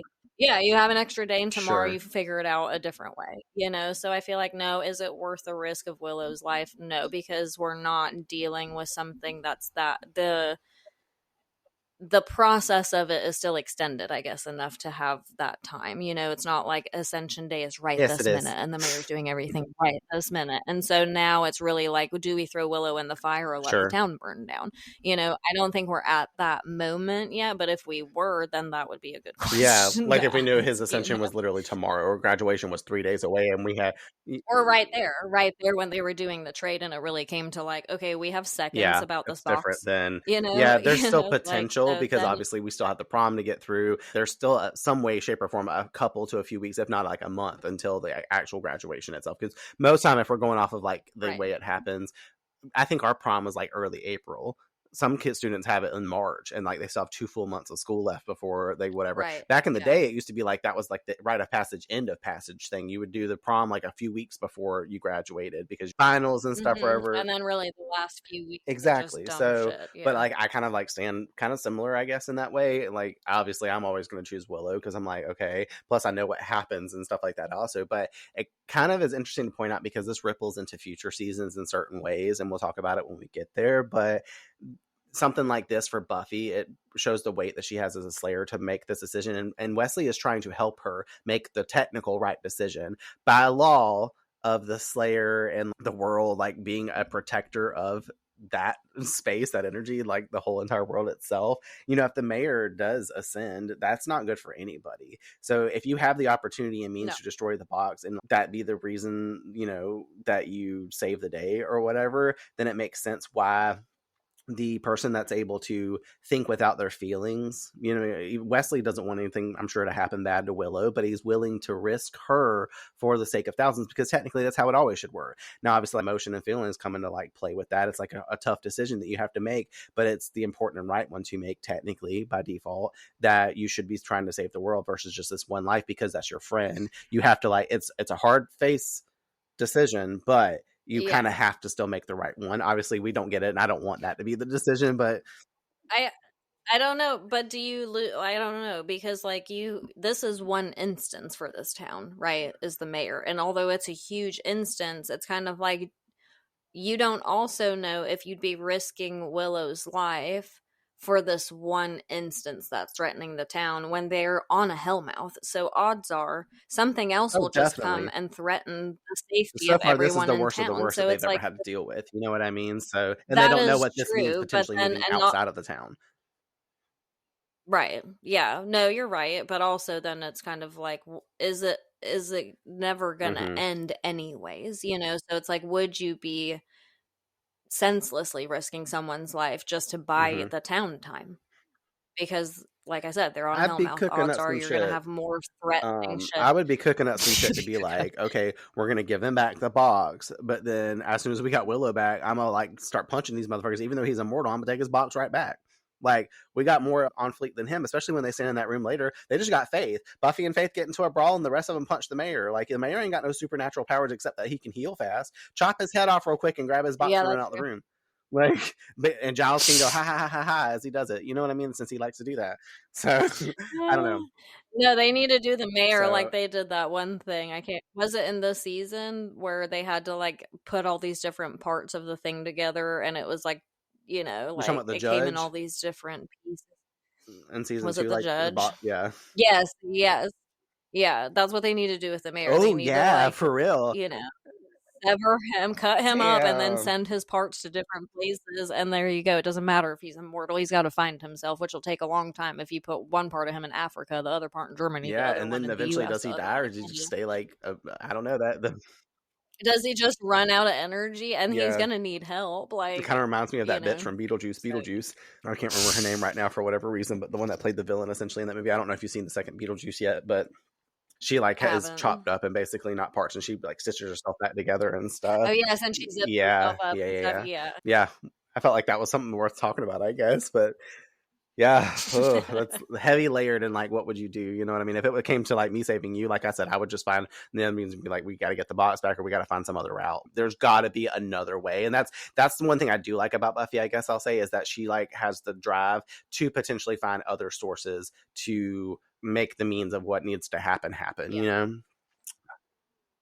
And then knowing now what we know about Willow and her craft and her magic, is she more beneficial for the town's safety to have around versus risking her life? Because she just adds in my opinion, she adds another layer of protection now that we know what she's capable of, and we don't even know what she's capable of, because it's a lot more, I'm sure, than. And it evolves over time. It seems too, like this, so and I mean, obviously, we know we have to culminate in some kind of ending by the like finale. But this kind of is nice that Willow is kidnapped, because it gives them an up. Like, they do get these few pages that might prove beneficial, even though they don't have the box anymore. And also, there's the fact that like Willow get to have this moment where it's eye opening for her after this experience, like how it drives her growth along as well, and like makes her choices that she wants to make kind of like focal to here now, and what I've been doing is what I want to continue doing. But we'll talk about that obviously when we get there. Locked in a room, we find this bitch Willow we talking about right now attempting to escape, making a bit too much noise, causing a vampire to come in and check on what the fuck she's doing. This culminates in the vamp moving in on her, pinning her to the wall, having a little taste, because you know he's not allowed to kill the hostage, so he's like, I'm just having a little bit of your blood. He's like, I'm a little thirsty. He's like, I'm in for something little, not something big. I didn't even have that in my notes. I just decided to say it because, you know. And then he attempts to bite Willow, but we're in luck because one of these drawers that fell contained pencils, and they were very pointed when it dropped to the floor and showed a few pencils laying in this bitch. We then see one floating behind the vampire as it rushes into his back, effectively giving us the 2K per slay by Willow's magical abilities. Obviously, as you already noticed too, this is a callback to her floating pencils at the beginning of Doppelgangland and fucking around with this shit. And was he really going to get away with this if he killed the damn hostage? Like, then they would really have to use leverage and be like, yeah, we got her, but we need to get the box and then we'll release her, like, versus bring her in the same room because she's already dead. But what a cool fucking moment. Like, Willow does a damn vampire. We've seen her kill vampires before in a way, but this is her first true, really on-screen vampire slay. So, claps to Willow. Kudos to Willow for this. Mm-hmm. She exits the room and wanders down the hall, having to hide from Faith and the mayor coming down to leave. Once in the clear, she moves to leave, but passes his office and decides to go in and snoop around a little. Love this for Willow, too. This is a choice in itself right here. Like, do I choose to leave and get back to the gang and everything's good? Because now, and that's the kind of thing, because Willow did not just choose to leave right here and go back. That kind of put them in a stronger position of like, we have to make this trade still. I have to linger and get caught by Faith and all this other stuff. You know what I mean? So once again, it's showing that choices have consequences, even if they're for the greater good. She finds his cabinet of occult curiosities along with the books of Ascension hiding underneath it. Some time passes and we find her heavily going through them on the floor. I love how they all gave her a montage of her like flipping through the pages and grabbing different books and stuff. I'm like, they want us to know that she sat here a good 15 minutes with these bitches. But unfortunately for her, she's interrupted when Faith comes in, catching this bookworm. Faith, noting any smart girl would have ran by now, but guessing she knows too much, this will now lead to killing. Willow jumping up fast to say, wait, and how she wants to talk to Faith. And I love that Faith smarts off at Willow, being like, oh yeah, give me the speech again. Like, Faith, we can help you. Faith, we're your friends. It's not too late. And we expect that that's what's going to occur. But no, Willow scoffs and claps back. It's way too late. Faith's face growing cold and confused as she continues. It didn't have to be this way. But you made your choice. I know you had a tough life. I know that some people think you had a lot of bad breaks. Well, boo-hoo. Poor you. You had a lot more in your life than some people. I mean, you had friends like Buffy. Now you have no one. You were Slayer, and now you're nothing. You're just a big, selfish, worthless waste. This is Buffy's best friend telling her this shit, being like, I've had nothing but beneficial life gains since Buffy came into my life. Did you not know that if Buffy hadn't came to town, I'd be an evil vampire right now and dead?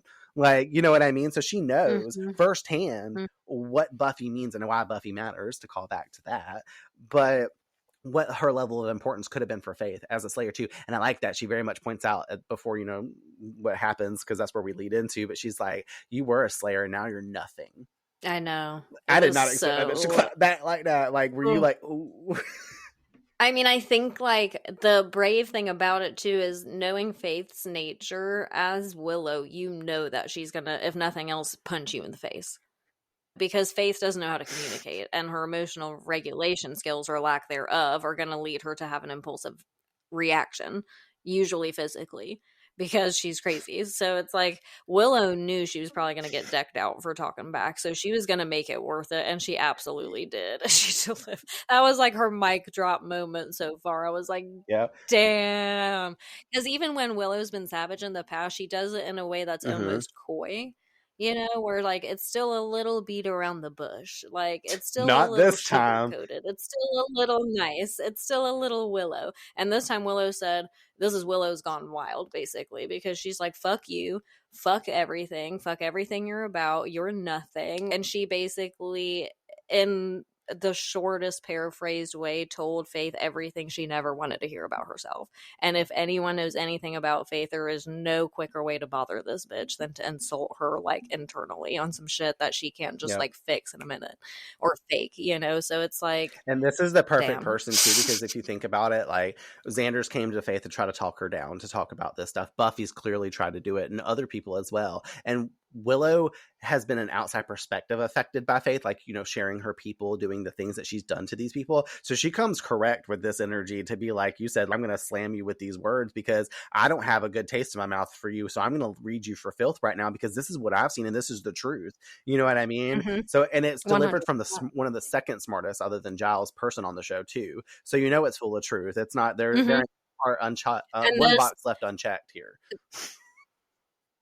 And this also touches on what we were saying earlier with people being out of pocket for their normal character energy, because this is so unlike Willow. Because like I said, even in the past when she's tried to insult or throw a dig or whatever, she still does this in such a nice, gentle Willow fashion. So for her to go completely unfiltered on Faith is like, holy shit, you can tell she's just been suppressing this energy for a while. And she's like, this is my moment and you're going to have it. Second time Willow's a badass. But obviously, as we've been discussing, Faith punches her to the ground hard, stating, you hurt me, I hurt you. And this is perfection because this obviously got under her skin. And Willow, again, being a badass, stands right back up to her, smarting off and telling her that she's not afraid of her. Faith pulling out her knife, and you kind of see Willow flinch a little bit. She's like, maybe I am a little afraid. But she also doesn't let that fully like come out. And she's going to try to change her mind with the knife, and the mayor calling out, having entered the room to separate these girls who cannot play nice, ordering Faith to stop because something's come up. Faith snarks that she's got someone to Willow, which I thought was very pointed, but like, you don't have the right person. Like, this does not compare, but you also just are trying to lash out in this moment by saying this and be like, I do, bitch. Like, you know, this is the only comeback you got, whatever. Well, that, and I'm like, watch how easily he'll If replace he needed you. to. You know, like, give an actual fuck about you. You're just doing his dirty work for him. In a way, though, I will say the mayor does care about Faith. Kind of like, yes, in a way. You'll see this. But the mayor tells them about how he just received one heck of a phone call. Dun dun dun. Like, what is it? Who did it? No, we know it's Giles. The grand offer. Yes, grand. Over at the school, we found the gang waiting in the cafeteria, having locked up the doors except the main entrance so they can see him coming. End scene transition magic as the lights go out, and the mayor's entering with the vamps. Faith holding Willow by knife, and the mayor commenting on how this late night activity is exciting. I love how he's like, we should all be wearing robes or something, like, or like trench coats or whatever the fuck it is. Basically calling out something I didn't put in the Buffy fun facts that I read, like from some other kind of movie or something like that. But once again, I'm like, Faith loves to have this damn knife up by this bitch's throat. Like, come on, just have her standing there with y'all. It ain't that dramatic where you got to come up in here like this. But I also like when the lights go out and Angel's like, I can still see fine. Everybody's like, we can't see shit. I'm like, I'm pretty sure I can still see. I'm pretty sure all y'all can still see too. Like, we got this nice moonlight glow happening up in here. We got the lights outside the school that are projecting inside. Like, I can still see fine, just along with Angel. Like, what is happening? Buffy calls out too to like let Willow go. I about said wet Lillo go. He claims no, not till he has the box in his hands, as he goes off to eye Buffy down and calls out basically like, you know, he's like, so this is the little girl that's been causing me all sorts of trouble, because he's never really seen Buffy. Like, we saw him notice that she came down into the tunnel whenever they were doing the offering and band candy to Lacronis, but he dipped out real quick. He's seen Buffy kind of from afar, like on the images at City Hall on cameras and stuff, but he's never been face to face with her. And I love how he comes up at her. And he looks over to Angel too, and he's like, she's pretty, Angel. And then confused, like, why he couldn't make it work with his faith. And I don't love how he always says his faith, like, she's mine, like my property. I'm like, okay, no. And he claims he has strange taste in women. And I love how he immediately claps back, Angel does, and he's like, well, what can I say? I like him sane. And then Faith is like, this is another time where she gets another dig under the skin, because she like yanks Willow with the knife, and Oz looks at Angel. He's like, bro, can we not play around my girlfriend's life right now? Like, calm down, bro, this. I know. Like exactly. I wrote my notes literally, bro, this ain't the time for jokes. The mayor wishes these kiddos the best, but then offers some fatherly advice no one asked for, in the form of him saying to them he doesn't see much of a future for the two, and not just because he's going to kill them, noting the bumpy road that they have ahead. But Buffy doesn't want to hear this, and she will unless she wants Faith to slice Willow up, because he's using this as leverage right now too. And also how she needs to respect her elders. And I like how Angel calls out, he's like, I got a lot of years on you, buddy. And he's like, yeah, and that's just one of the things. He's like, actually, this helps redirect me back to the comment I'm trying to make on y'all right now. Thank you, pointed. And he gives them this long thing talking about their issues and pointing out, like, Angel's immortal, Buffy's not, giving us some of the history, saying that he married his wife in 1903 and how he was with her up until the very end, which clearly got ugly because she aged and he didn't, and calling it in his life one of his like least happy of times, noting also the other issue that Angel can't have happiness because he will turn evil. What kind of life could he truly offer her? Calling Angel selfish in the fact that he would be keeping Buffy from living out her life to skulk in the shadows and not have Sunday picnics in the sun. Ooh, this kind of calls back to some season 2 stuff. Like whenever she was like talking about like being jealous of boyfriends or Xander and stuff like that. Remember that conversation in the cemetery early season 2? And he's like, I can't go out in the sunlight with you. I can't show up in your natural daily life. So this is kind of bringing us back to some stuff that was like really trickled like earlier on. And he also makes the point to ask him like, is that why you came back from hell? That hits Angel, and obviously like we know we're only a few episodes away from like Angel's future changing and the course of that running out in a different way. And then also commenting specifically along with that, is this your greater purpose? Very pointed. We'll talk about it for sure next episode for a reason. Buffy looks pained, and Angel taking this in, he scoffs for them to just make the trade. I didn't talk about it a lot. We're going to talk about it a little bit then because it makes a lot more sense to talk about next episode.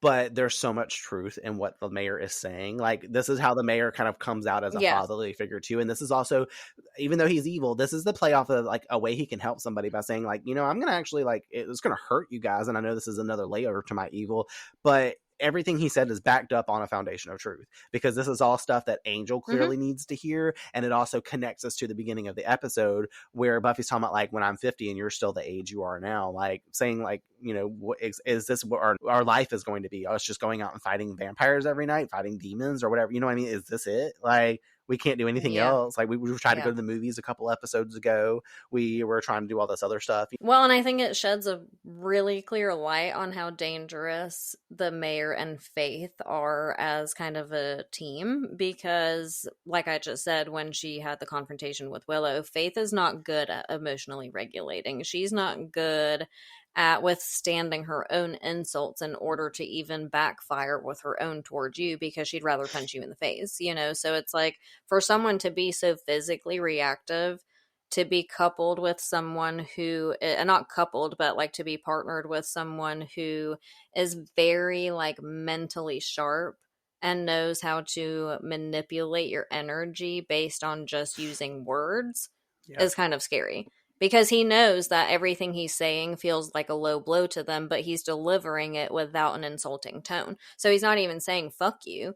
He's saying you're welcome for saying fuck you. Like, he's being polite by saying what he's saying, but he's saying it because he knows that regardless if it works for him right now in this moment to get what he wants, this is something they're going to feel long after the fact.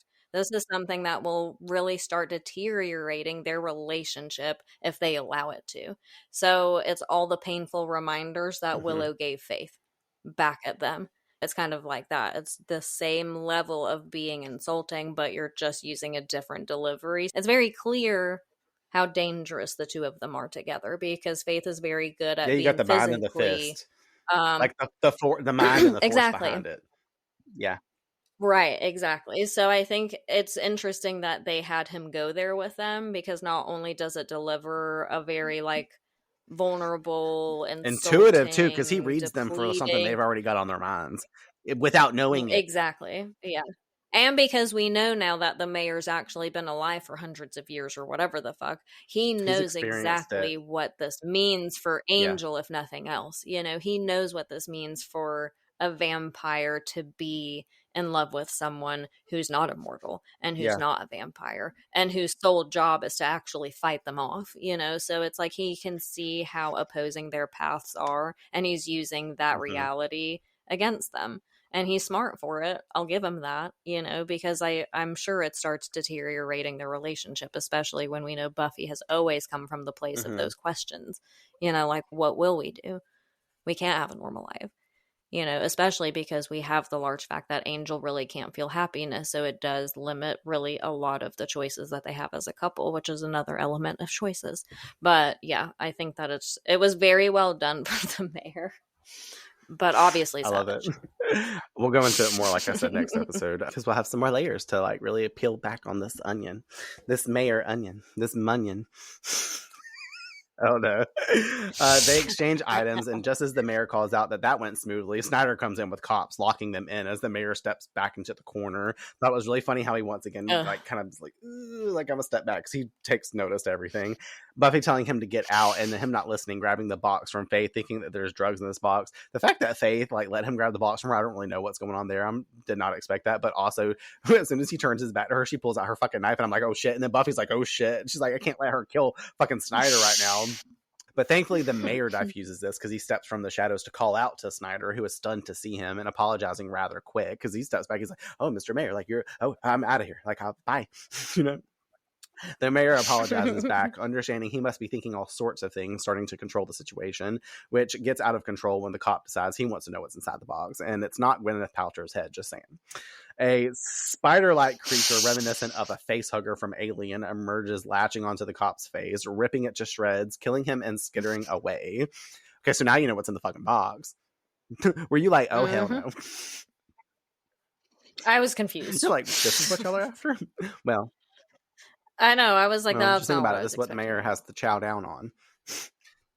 I think when he's eating, Yeah. he's gonna be like, that makes more sense. Like I said, I well, think did you hear how prickly they were? Like kind of like a explanation. crab running off. Like you could hear the clicks of their little nails and skittering noises, I guess, since I put skittering in the crit. Like whenever he's crunching on them, he's gonna be like, crunchy. Everyone freaks out, wondering where it went. Snyder asking for the cop to finally get the door open. He's like, hey, get that door open. Like, and then Giles obviously insisting, like, no, you can't let that thing out of here. Like, duh. Like, at least it's locked in here with all you guys right now. That's perfect. The critter drops onto the mayor's face from above, scraping him up as Faith rips it off and tosses it across the room. CGI on these things is like slightly okay, but also slightly not, because you can tell when it grips onto his face and it's holding out, you can tell this is like some little thing they put on it, like one of them little spiders you get at Halloween to like put on the nets outside your house, the webs outside your home. This is like one of those tied around his head, but then we see like CGI of it like crawling around. I'm like, it's goofy. Another one crawls out of the cracked box. Now we got two running around this room. As the mayor sits up, everyone in the room is watching his face wounds heal like he's Wolverine from X-Men. We got X-Men, Aliens, and fucking Seven. Like, I'm calling out all the movies this episode. But they all like resonate. It makes sense to use them as a reference. That's the word I was trying to say. I'm referencing a lot of movies within the context of this. Snyder stepping back in shock too, because he's like, what the fuck did I just witness? And the mayor calls out, like, I wouldn't leave that box open, as another's trying to emerge. And I feel so bad for the little critter because Buffy slams the door shut and his little legs get chopped off. I was like, oh. I know. You know that thing went back in the box, was like. Then unfortunately for Buffy, the other one that's loose in the room drops down onto her back, and she crunches it, unfortunately for it, by falling backwards onto it on the floor. It's so gross looking too. Like I think Angel like kicks it over to the side like it's a hockey puck or some shit like that after, and it looks like mush. It looks like they put mashed potatoes up in it and then like crunched it down. Because it's got that weird shit that gross. Bugs and stuff tend to have inside of their body, that goopy inside, like internal connective tissue. It's really not cute. The other one then we find is climbing up a wall behind Wesley, and Faith tosses her knife over at it, impaling it behind him. I like that too, because he thinks that she's about to throw the knife at him. He's like, no! And he ducks down at the right time. Obviously, you know, in a way, it's almost like kind of like she saved Wesley, but also saved the room too, because I'm like, okay, Faith, you just killed one of these things. Like, you could have ran out the room and left Buffy and them locked up with these little critters. Like, I don't know if a Slayer was going to get her face peeled off, but you know. The mayor grabs the box and threatens to let another one of the 50 billion critters inside the box loose, so everyone stays back. And I like him because he's like, raise your hand if you're invulnerable. He's like, y'all aren't fucking X-Men, which immediately makes me think now like of that scene in Jennifer's Body where she slices herself and it heals back up, and she like, when it does it, she's like, it's like some X-Men shit. Yeah. It's like some X-Men shit, right? He orders Faith to leave with him, and she eyes her knife in the wall as he repeats himself. She takes one final look at it and all her old friends in the room and leaves them and it behind. Snyder wigged out. Snyder, you alive in there? You. All of you. Why couldn't you be dealing drugs like normal people? It's that comic relief that we need at the end of this. And then he nervously leaves holding that fucking chair like it's a bodyguard in front of him. Like, I'm like, bro, you good. Buffy pulling Faith's knife down and them happy that they got Willow back. Because, you know, obviously her and Willow have that shared look like, hey, we got each other's backs. Quite literally. I have to speak on this because I don't know if you really paid this attention, but that moment when Faith looks back at her knife kind of feels like it carries a lot more weight than her just wanting to retrieve it. Like, not only does she kill the creature across the room, but we also get the shot of everyone standing between her and it, and the whole Scooby gang watching her and the mayor calling out to her. The look on her face there reads like she's really taking in this moment, and the music even shifts into something softer after the suspenseful tension in the score that we just had going on, and the contrast makes this feel like another layered choice, a quiet one on Faith's part. I've always seen it as Faith's final chance to stay behind with her old crew or keep committing to the path that she's on. And I say that because there's this brief moment of hesitation from her where it feels intentional. We get this individual shot of the gang as the mayor calls out for a second time her name, and she looks back at him, then back at them, before turning to follow. She didn't look at the knife that second time. And the knife being a gift from the mayor obviously ties in all of this because it represents her new loyalty in the family that she's choice. That's why this moment for me lands as like a clear crossroads for Faith. She's standing between the life that she could have and the one that she stepped into.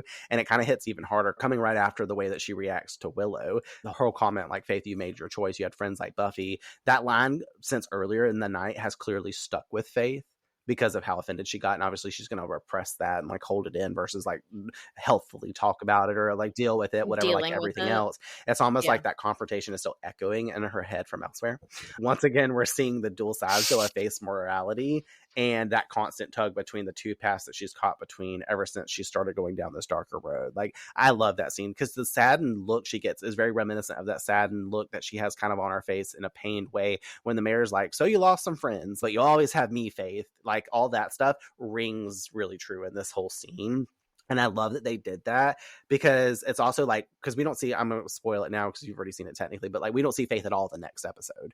So it doesn't deal with the main storyline. I don't even think we see the mayor the next episode. So we get a little break from it. And the next time we see Faith, it's like after this interaction, after she's clearly very much made her choice to stick around with the mayor. And obviously we know what's coming in the 2-part finale. So, well, you don't, but you can only surmise. You'll find out. Later on in the library, Willow is telling Buffy and the gang about her intense showdown alone with Faith. Love that. They're like having that gal pal energy. Like, and then I punched her and I was like, fuck you. Buffy was cool to you and all this other stuff. She didn't say that though. She said better. She said better things than what I just tried to say. Giles wanting her to focus on the books of Ascension though, that she mentioned that she got her hands on because he's really excited. He's like, you actually touched the books. He's like, oh. And he wonders if she remembers any info that could possibly help them. And she claims that she was in a hurry and didn't have a chance, but a few pages did look important. And Giles clearly starts to look very bummed. He's like, oh, okay, well, that sucks. And then this bitch pulls out the torn pages that she done took and pocketed, handing them over to him to see what he can make of them, which I absolutely love because obviously the pages that she took is going to help in some way, shape, or form. They've got to. And with Giles being super excited, Buffy awards Willow Shining Slayer for today's efforts, much like I will here soon. And Wesley calling out the fact that they better hope that something useful is in those pages, since the mayor has the damn box now, and they're back to where they started. Which is true, but now we just have to find another way. So it is what it is. We're going to move on past it. A later day, Buffy sits outside pondering Perception by a tree. Outside school, as Willow comes up to talk with her about her deep and meaningful thoughts, that she may not be able to stop the mayor or may never get out of Sunnydale because she's Sunnydale girl. No other choice. Willow voicing her options differ. She could do whatever she wants. Pulling out that paper, though, to tell Buffy out of all the different schools, she has decided to matriculate with Buffy at UC Sunnydale. Stay here with her best friend, realizing lately she wants to be a part of the fight, help people. Besides, what better place to hone in on her witchcraft than the Hellmouth anyway? After Buffy collapses on her with hugs of joy and excitement, the two head off to get sugared up on mochas, because we know that's what they like to do, is fuck the ice cream for Willow. And a soft musical score that we will soon be hearing begins to play.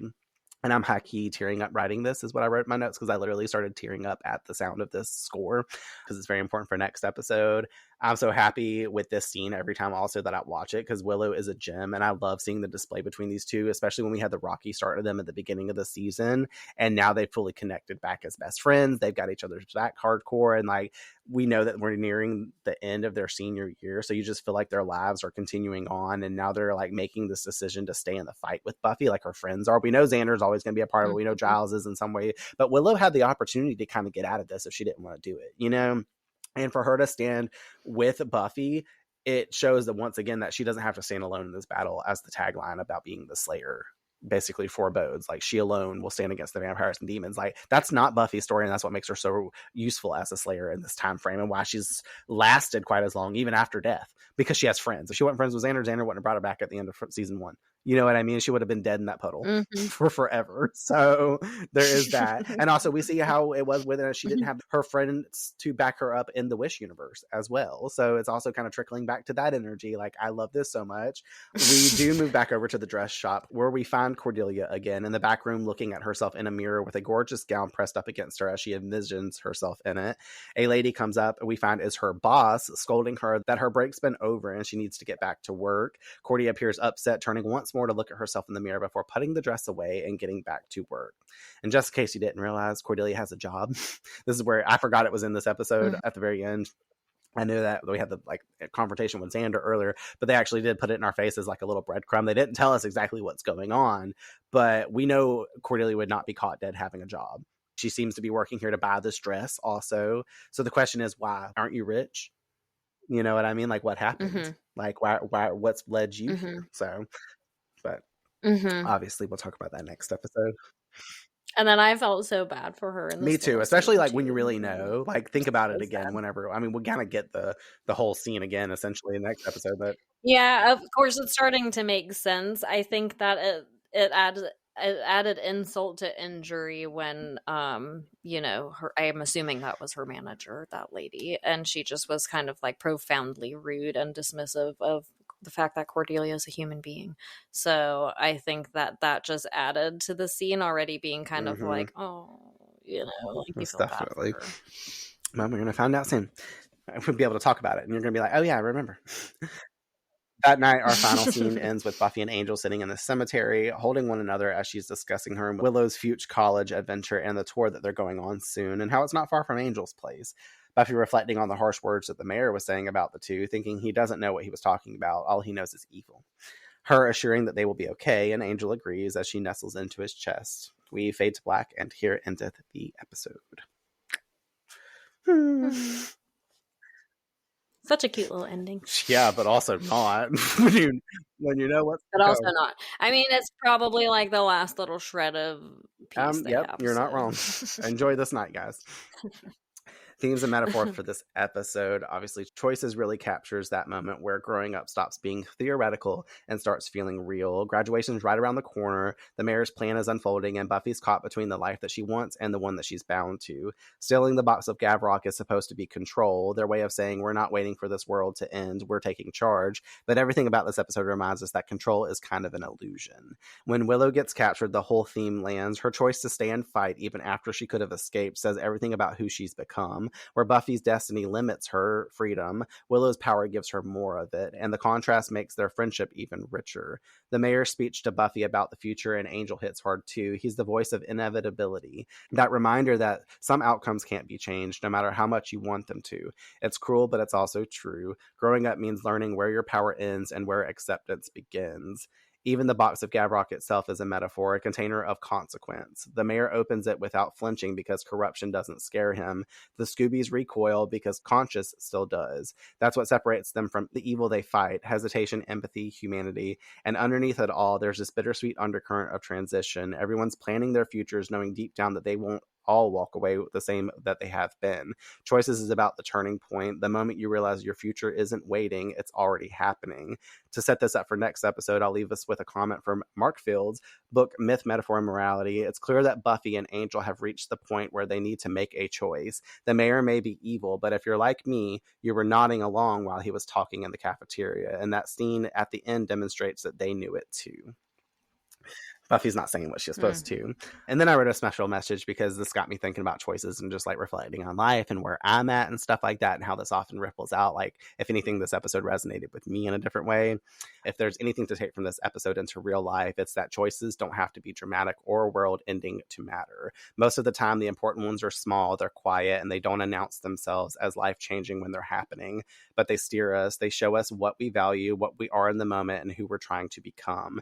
And I think Choices reminds us that even when we mess up or choose from fear or confusion, it's not the end of the story. You get to make another choice tomorrow. You get to shift. You get to grow. You're not locked into any one path forever. What's interesting about covering Buffy every week is how often these themes line up with real life. It really never feels like coincidence.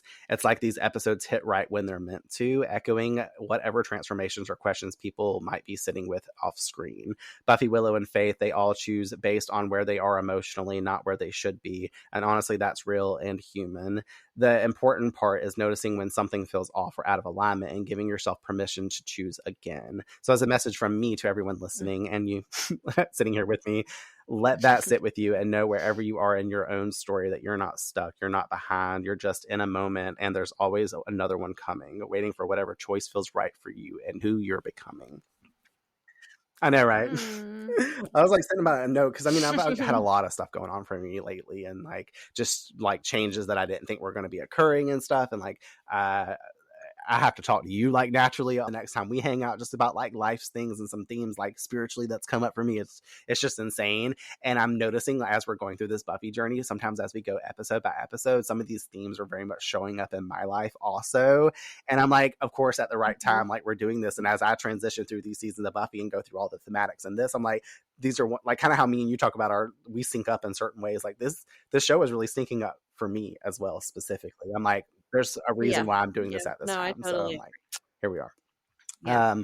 Buffy fun facts. After the Gavrok spider jumps onto Buffy's back and he smashes it, the camera switches to Xander and he's laughing at first but covers it up. I don't know why. I didn't go back and look at it, but it's in here. Buffy, whenever she's like, I'm tired of waiting for Mayor McSleaze to make his move while we sit on our hands counting down to Ascension Day, a word obviously referencing like Mayor McCheese, a character in McDonald's advertising in the late 70s and 80s. He was like the mayor of McDonald Land and had a big hamburger like as his head. So she's like a callback to him. I did not know that, but obviously anytime you put Mix something, you're thinking about old McDonald had a farm or a McDonald's. So Faith telling the mayor what happened to the courier, obviously is the quote from The Godfather that I mentioned earlier. And then finally, Buffy mentions that she killed the mayor's vampire limo driver with Mr. Pointy, the callback to Kendra, which I forgot I wrote into the script. So here we are. I told you the last two that you already knew that we knew that I knew I was going to tell you. So now we can get into our final slays. Final slays. Final slays. Make your choices. They better be the right ones. Better be. They better be. What you got for quotes this episode? My first one is Snyder's, which is just the fact that he was like, is that your new drug lingo to the guy? At the beginning? To confronting the guy about literally a brown lunch. He's like, no, it's my lunch. And it literally is I know. lunch. It's like so clear that he's eating lunch. He's at lunch outside at the table with his family friend.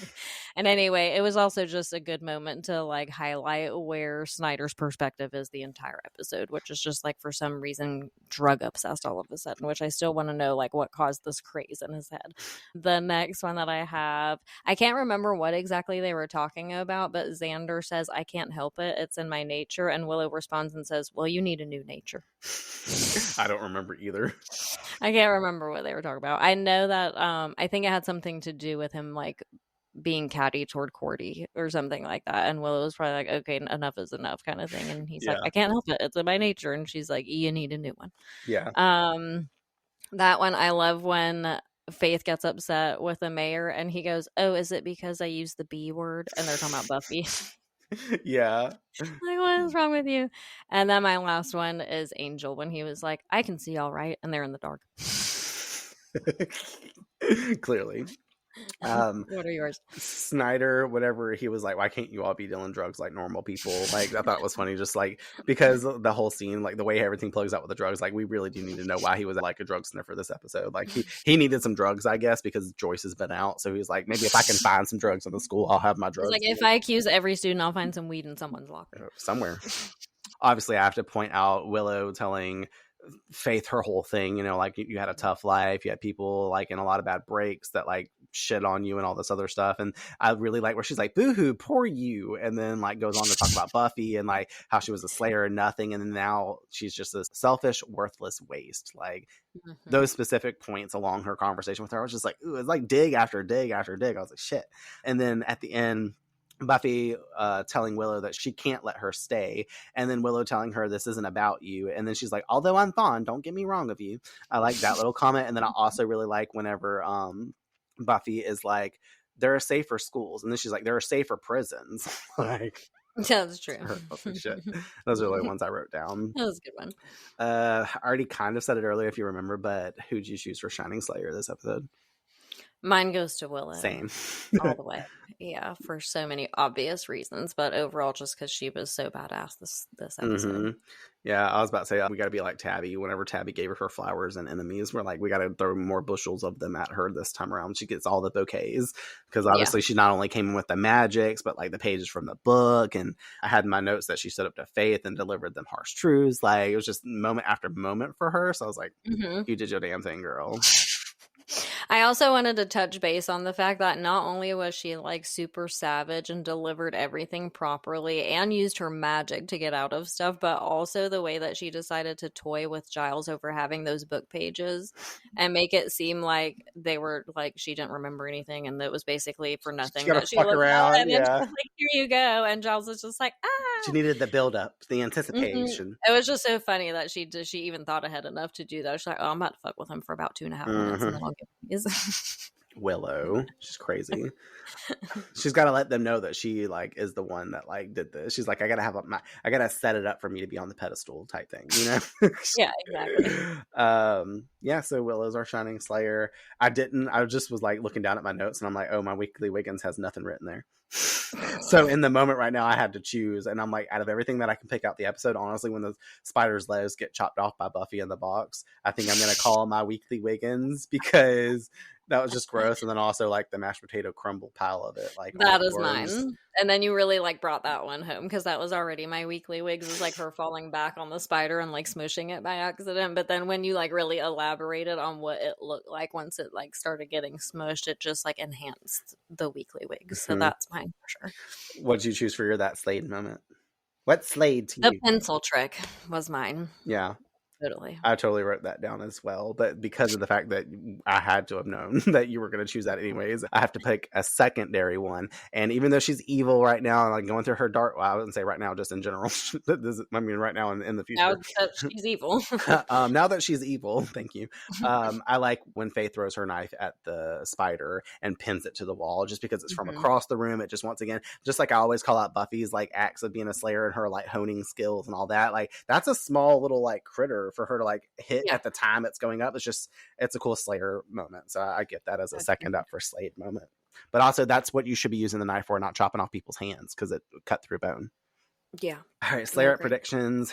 I can't really have one because the next episode's the prom, and we finally arrived, if anything, so you don't have to Slayer predict for this one because you've seen it before. But this one will be fun for you to revisit and connect to it and everything else that we've been witnessing this season. I was saying that to you, like when we recorded the last episode or like watched the last episode together, I was saying it's going to be fun to revisit it because of that reasoning, because you've now got the rest of season 3 to connect to the prom, going back into it. And obviously I'm sure some things will spark in your memory as you're watching it. Like, oh, I've watched this before since we sat down. It wasn't like we were doing something else. Like while we were watching it, we were tuned into the episode. Now I was over there beside you in the bed falling asleep because I was apparently about to die from the plane ride to New York. But you watched the episode because I woke up and you were sitting there just still watching the TV, and I was like, all right, great. And you're like, mate, are you okay? And I'm like, I'm not dead yet, so I'm recalibrating. I'm so excited though. This is so exciting. I know, I'm excited 3 too. episodes left. All right, guys. Thanks for joining us in our discussion on choices. What do you think about the crossroads everyone's facing this episode and the different ways each character handles change? Did you love Willow's moment of strength and her sharp exchange with Faith? And how do you feel about the mayor's speech to Buffy? Was it manipulation or uncomfortable truth wrapped in charm? Because that's what he is. Charming. Unfortunately. Let us know. Like I said, we have 3 episodes to go. So I'll meet you all back here next week to talk one of my absolute favorite episodes, The Prom. There are better schools. Sunnydale's not bad. And I can design my own curriculum. Okay, well, there are safer schools. They're safer prisons. I can't let you stay because of me. Actually, this isn't about you. Although I'm fond, don't get me wrong, of you. The other night, being captured and all, facing off with Faith, things just kind of got clear. I mean, you've been fighting evil here for 3 years, and I've helped some, and now we're supposed to decide what we want to do with our lives. And I just realized that's what I want to do. Fight evil, help people. I mean, I think it's worth doing. And I don't think you do it because you have to. It's a good fight, Buffy, and I want in. I kind of love you. And besides, I have a shot at being a badass Wicca. What better place to learn? I feel the need for more sugar than the human body can handle. Mucus? Yes, please. It's weird. You look at something and you think you know exactly what you're seeing, and then you find out it's something else entirely. Neat, huh? Sometimes it is.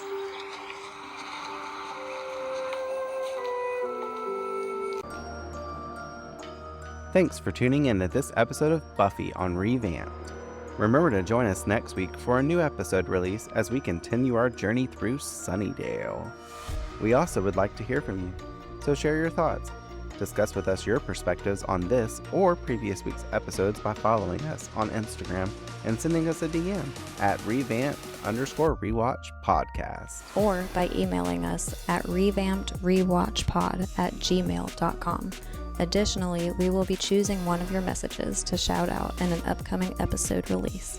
And if you happen to love abandoned places but prefer them vampire-free, check out Echoes of Elsewhere, an urban exploration podcast, where I interview urban explorers about the eerie spaces they uncover, anything from haunted schools, forgotten mansions, and tunnels that probably don't lead to the Hellmouth. From history to mysteries, tips and tricks of the trade, I dive into all things Urbex. Subscribe and listen wherever you get your podcasts.